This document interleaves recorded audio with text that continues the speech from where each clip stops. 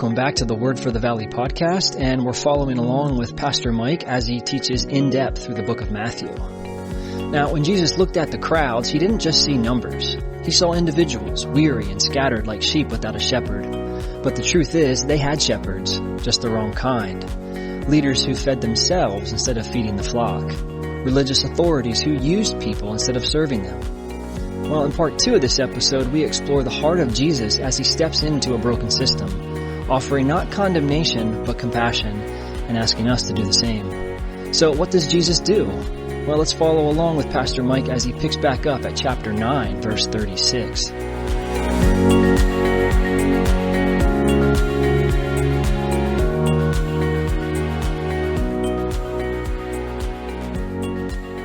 When he saw the multitudes in verse 36, he was moved with compassion for them.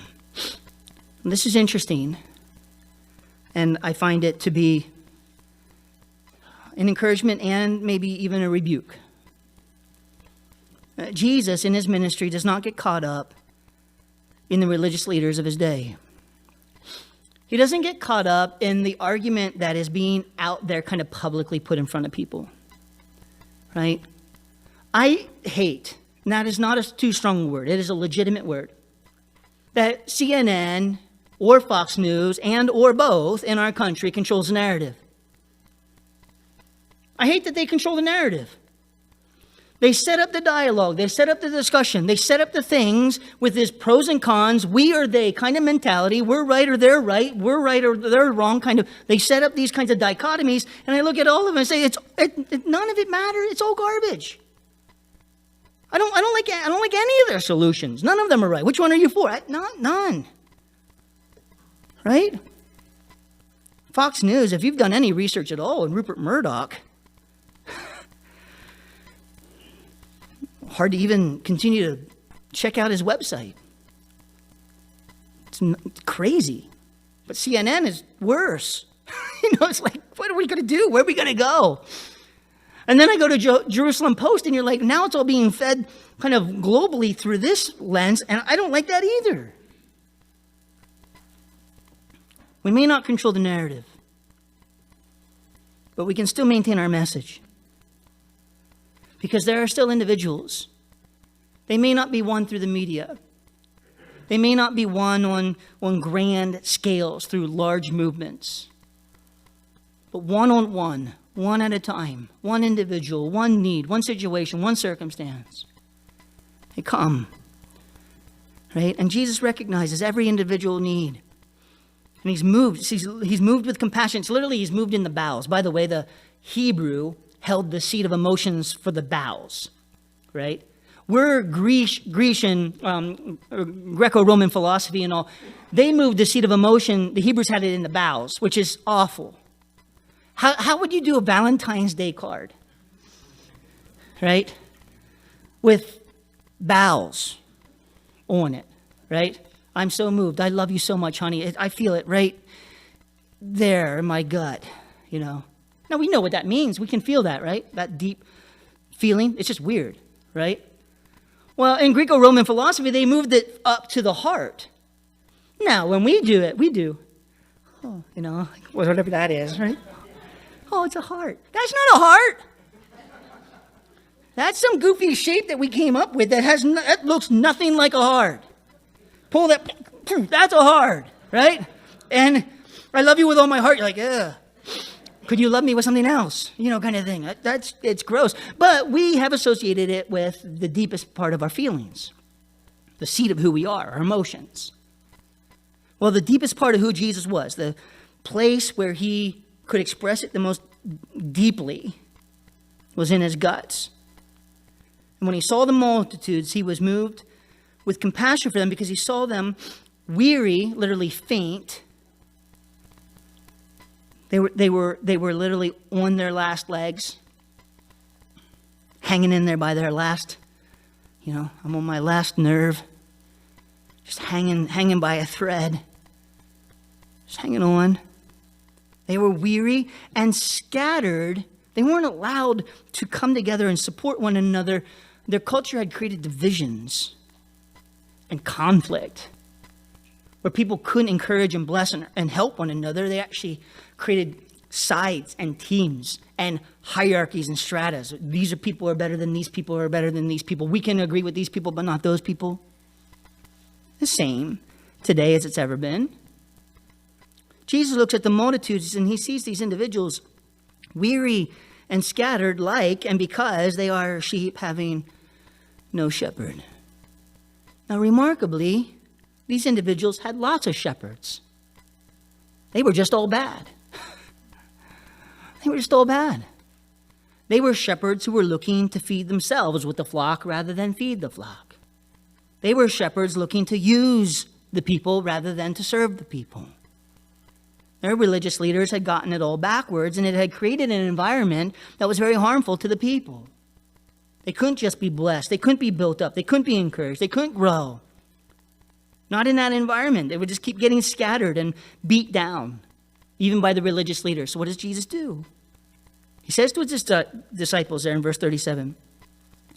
He said to his disciples, disciple means learner, by the way. It has the connotation of being disciplined, as a disciplined learner. Not just a student, but a student who can also be spanked for not getting the test answers right. Right? A disciplined learner, a disciple. And he said to his disciples, the harvest truly is plentiful, but the laborers are few. Therefore pray the Lord of the harvest to send out laborers into his harvest. Jesus looks at this situation and he wants to raise up shepherds who can do what the religious leaders of his own day cannot do. He wants to raise up individuals that can bless and serve and work on behalf of the people for their benefit, not for their detriment. And the first step in all of this is they look around and he says to his disciples, listen, you guys need to pray. Look, the harvest truly is plentiful, but the laborers are few. So pray. So pray. Jesus looks around at the need and he sees it as an opportunity. Some people look at need and they see it as a reason to speak down on somebody else, to blame them, to hurt them, to pile on. The world is full of pile-oners, right? Our life is miserable and hard and they just jump right on top and make it worse. I told you if you kind of thing, right? Not helpful at all. Jesus says instead, right, that need, if we just had more workers, laborers, literally, workers. Harvest is plentiful, but the laborers are few. Now, why are the laborers few? Why are the laborers so few? Because they still need the help to not be weary and scattered themselves. Remarkably, a laborer is just simply somebody who at one point in their past got rescued. All of us are messed up. None of us come to God perfect. All of us need a lot of help, right? You need some help. That's not a curse. It's just the truth. You need some help. Everybody needs help, right? It's just that individuals who are willing to acknowledge it finally get to the place, I need help. I cannot do this by myself. Cry out to the Lord, right? And he begins the process of healing and then restoring.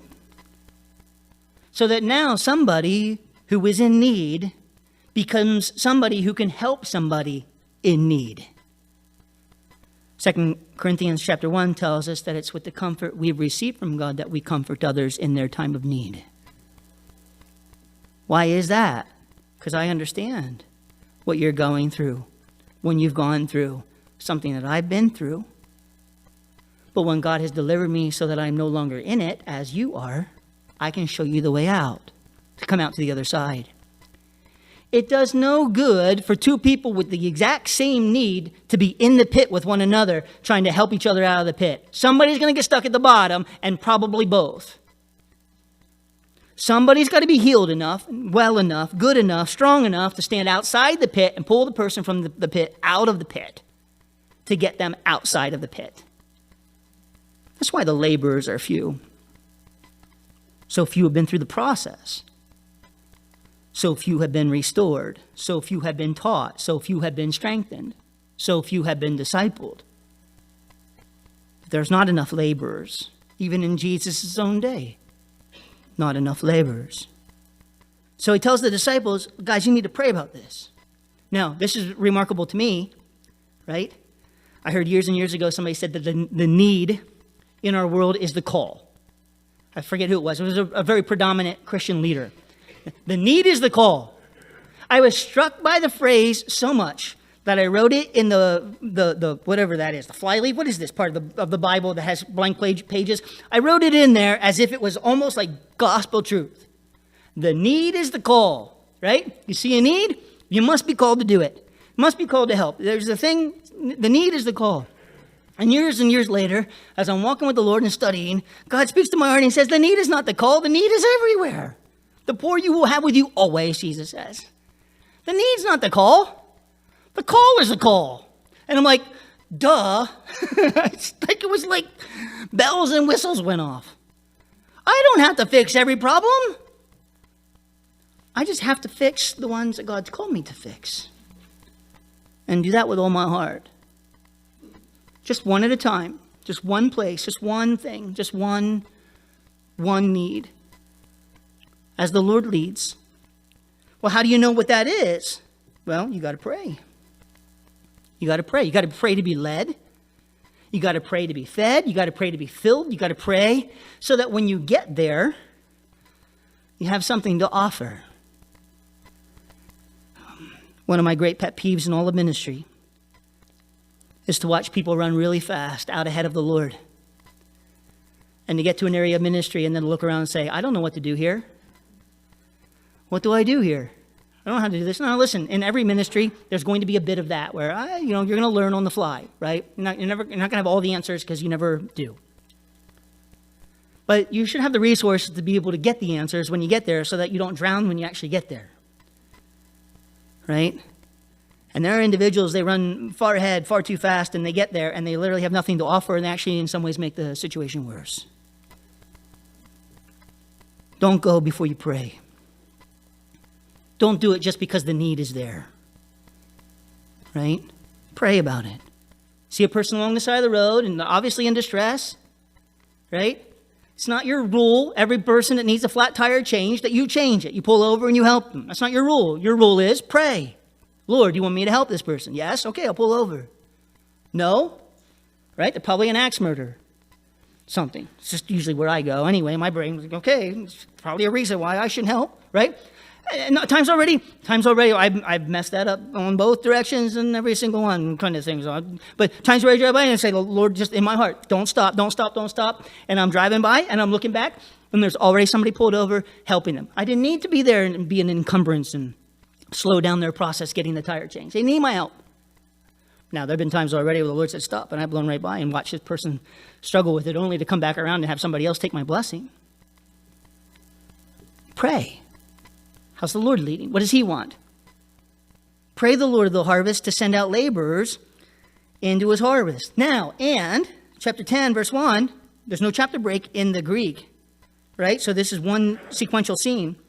And when he had called his 12 disciples to him, he gave them power over unclean spirits to cast them out and to heal all kinds of sickness and all kinds of disease. This is the remarkable thing. He asks them to pray, and then he makes them the answer to their prayers. Lord, would you please go help that person? Oh, man, I got such a burden for them, Lord. Would you help them? Would you help them? God, would you please help them? Right? And then in your prayer time, he's like, why don't you go make them a casserole? No, Lord, I was asking for somebody else to help them. Right? A casserole's not going to do anything, Lord. You don't know what you're talking about. Send somebody that can actually help. No, you take a casserole. I don't want to. Right? I just want to pray because I'm spiritual when I do this. When I take a casserole, it's just natural. It's fleshly. No. It's obedience. It's obedience. One of the remarkable things oftentimes in our lives is if you pray, not always, but oftentimes God will make you the answer to the prayer by changing you so that you can actually go do the things God's called you to do in that situation. He prayed. Now he calls. He calls 12 disciples. Look, to him is italicized, but it does give us the concept. He's calling them first to himself. Now we're told, I think it's in the Gospel of Mark, Then when Jesus calls these 12 to him for this ministry, that first he goes off into a mountain and prays all night. Now, the list of the 12 names, you would think that maybe God got some of that wrong, right? Like Judas Iscariot's mentioned in verse 4. Like maybe God didn't know what he was doing. He called the wrong person. What's the deal? Half of these guys would have hated each other. The other half are related. So you got a really weird 12 going on here. He goes off, Jesus does, before he even calls them to this ministry. He goes off all night long, and he seeks the Lord.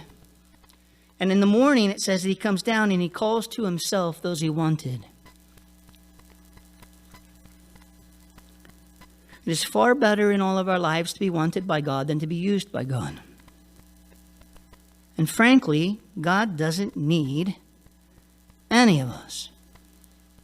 He can do whatever he wants, whenever he wants to do it. The remarkable thing about being called into ministry is to being called in to service with Jesus, to come alongside and aid him and walk with Jesus in that regard. The remarkable thing in all of that is that God allows us to participate with him in that ministry, to participate with him in the ministry. We're not there doing something for God. Actually, he calls us to work with God. And this, for us, is oftentimes even more beneficial for us than it is for God. I remember when I was, my dad and I, years and years ago, were putting a roof on the house that we owned in Berwick. And Evan must have been 4, something like that. And he wanted to help. Now, it was a 2-story house. And I'm daring enough, but that's high, right? Can I come up there? Can I hammer something? Oh, you're 4. It's 2-story, right? And we're not using ropes or ladders, or ladders to get up, but no ropes and stuff. We're not tying anybody to, and just we're getting up there, we're finishing the roof, and we're going to get down, right? Can I come up? No, you can't come up, right? Eventually, we got him to the stoop where it was only 1 story high, but that was a flat roof, and it was all safe. It was safe. Evan, he's fine. He's in Pittsburgh. He's okay. Don't look at me like this, right? But he wanted to help so bad.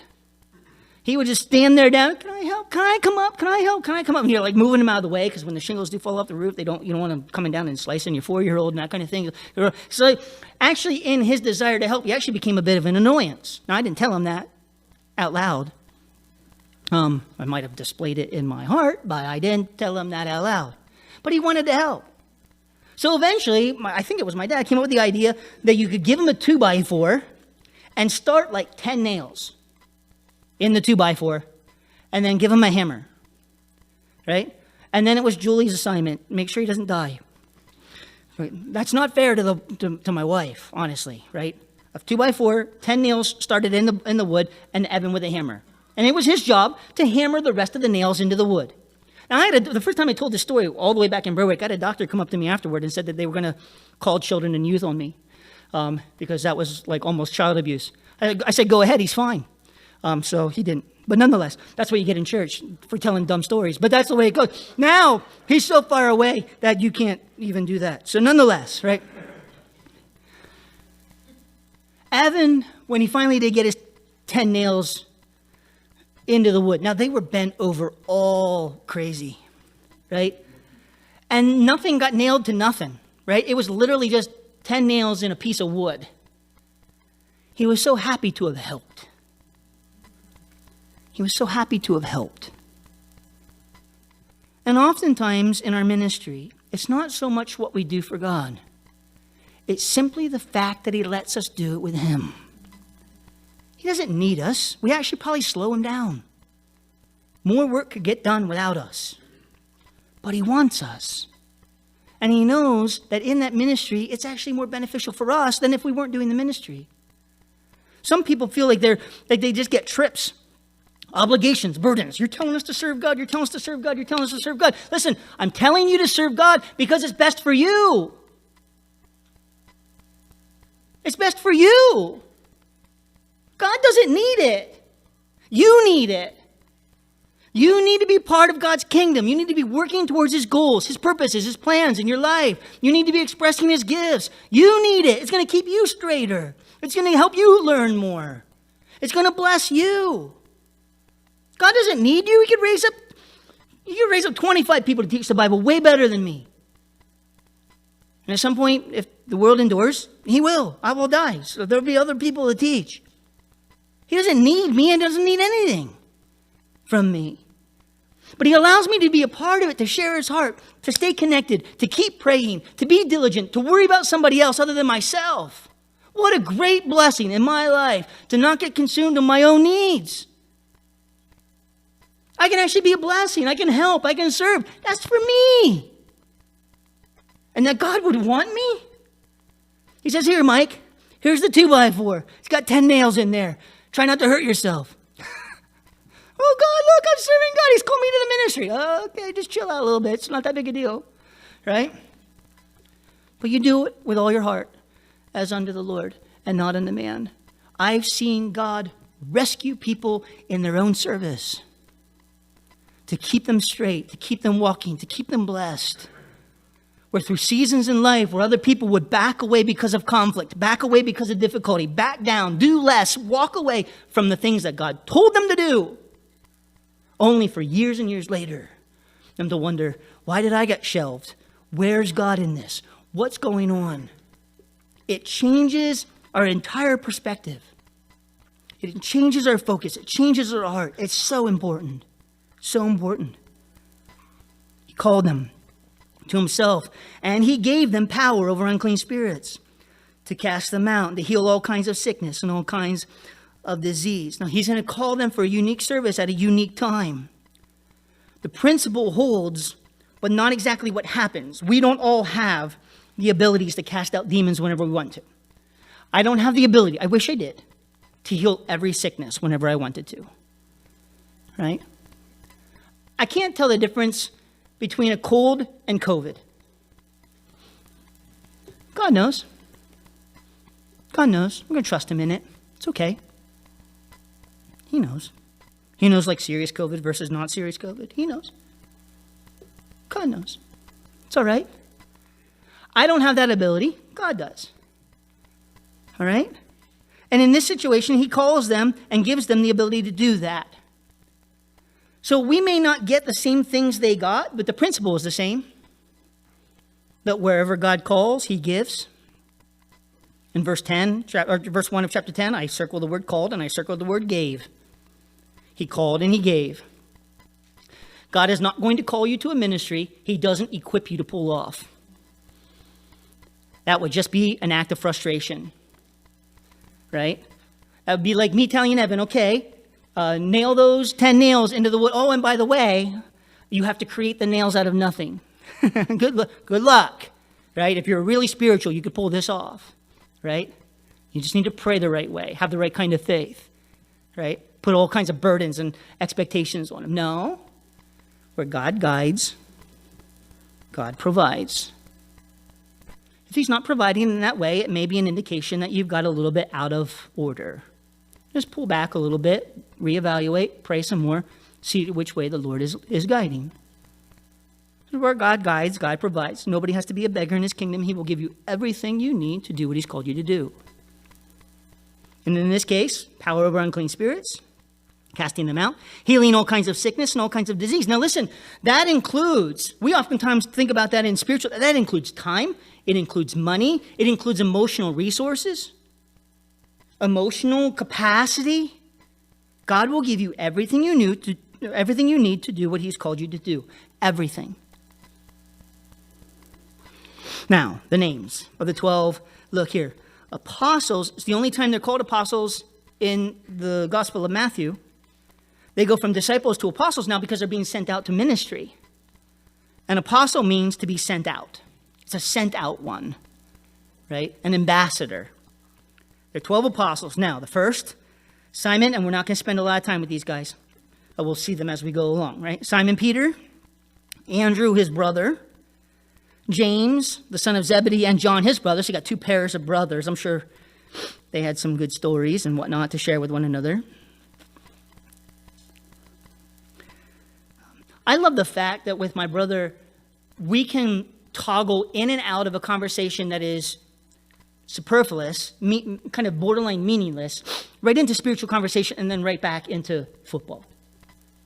We can talk about baseball, then we can talk about something the Lord is doing in our lives, or things that we're called to do or be, and how we're called to help somebody, and then we can go right back to something else, and I like that. We have all of that in common. James and John, Simon Peter and Andrew, right? Philip and Bartholomew, Thomas and Matthew, the tax collector, James, the son of Alphaeus, and Lebbaeus, whose surname was Thaddeus. Simon, he's a Canaanite. Canaanites would hate tax collectors and put them together in the same group. And then you have Judas Iscariot, who also betrayed him. Let's just say that's a diverse group of individuals with diverse pasts, unique callings, and certainly diverse conclusions. They don't all end the same way. They're not all, you want to call them all successful, right? I don't know if it's a blessing. Sometimes it does seem to be an encouragement that even Jesus in his calling didn't seem to get them all right. That's going to probably happen. Now, 1 out of 12 is probably way better than I would do, certainly if I was picking 12. Probably if I was picking 12 and you got 1 to last and 12 walked away, that would probably be more the ratio, right? But 1. The rest are work in progress. But it starts with them watching him. Their ministry, their calling, things the Lord has for them, starts by watching him. Let me just encourage you again. Take the things you've learned of Jesus and put them into practice. Put them into play. Make sure that ministry is an active part of your life. Now, listen, ministry outside of your family and outside of your job. Those are givens. Everybody has those. Yes, they're ministry. Yes, ministry, right? Your ministry to the Lord. Make sure you and God are good. 100% locked in. Walk with the Lord the right way. It's a given. Everybody should do that. Okay? Then, family relationships that God's called you into, right? And you know he's called you into it because you have one. I know I'm called to be a husband because I have a wife, right? I'm called to be a father because I have kids, right? He's called you into that. Do that really well. I want to be the best husband there is. I want Julie to look at me every day and say, I'm pleased with you. I'm happy with you. I like you. It amazes me every time I hear it, but I like hearing it, right? You still like me after all these years. I'm pretty sure you might be the only person. But I like it too, right? And then a father, right? And that's a seasonal thing, right? You do your job different seasons to parenting, right? It's not a permanent gig. None of these earthly relationships are anyway. You do the thing that God has called you to do, and then pray about how to serve somebody that when you serve them, can't serve you in return. They can't give you near as much as you give them. And they become ministry, where you pour out your heart and you pray and you serve and you watch God work. Right? Well, that sounds way too much. I got way too much in life already with work and family. Listen, if you abandon your ministry for these other things, well, you're going to find at some point in your future, these other things will abandon you. And then you will be left with nothing. You need to stay serving. You need to keep pouring out. This isn't because God needs you. It's because you need to do it. This is important. It's really important. Right? But I would encourage you. If I'm wrong, that's fine. You pray. But I would encourage you to pray. That you would know where your ministry is. You would know what God has for you. And then you begin to take that seriously and really give yourself to it. Let your life mean something in the kingdom of God. Let it be worth something. Again, not because God needs you, but because you need to do it. It's important for you, right? In the book of Jude, that scene, right? I think it's in verse 5 or verse 6. he tells a story of all of those children of Israel. They got delivered out of Egypt. They got saved. They saw the plagues. They got delivered. They walked through the Red Sea. They said it was a wall on either side of them. Imagine the experiences. They had Moses as their leader. They ate manna every day out of the sky, free of charge, right? That was the welfare system of the nation of Israel, right? Perfect. Now, you had to go out and work for it, but nonetheless, different story. But so, get off track. And so they did that, and then they came to Kadesh Barnea and had the opportunity of going into the promised land. And when they got to Kadesh Barnea, they looked at the promised land and said, no, wait, there are giants in there. Moses told them in chapter 3 that there were giants there. No, wait, we were like grasshoppers in their sight. Moses had told them already that they were going to be small in comparison to the giants. There's going to be wars, there's difficulties, you got walled cities. Moses told them, like, you're going to live in cities you did not build. Everything they come back and report to Moses and the children of Israel is exactly what God had told them it would be when he delivered them out of Egypt to even get them there. And they get to Kadesh Barnea and they don't go in. They wake up that morning and they eat manna and fail to get into the promised land. Wandering around the wilderness for the next 38 years, waiting for all of the adults to die, then bringing in the children, right? There are a lot of Christians, saved, delivered, certainly born again, walking around in the wilderness, just waiting to die. Running in circles, not making any progress, because they haven't moved into the promised land, the land of faith, the land of service, the land that God's called them to walk into the fullness. That's painful. It's just hard to watch, right? As a dad, as a pastor, it's just hard to watch. People start well, pull back. And then it's not like it's pull back, and gone. If you don't get into the promised land, your only other option is the wilderness. Get into the promised land. If you failed at Kadesh Barnea once, beg, pray, plead to get back to another Kadesh Barnea.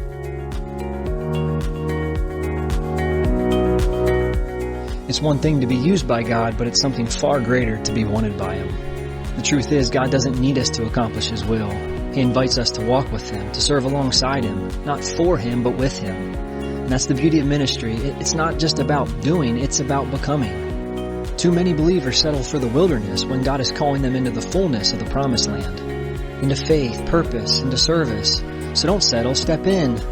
The wilderness isn't your home. The promised land is. All right, that's all for now. Thanks for joining us. This is the Word for the Valley podcast. So long, everyone.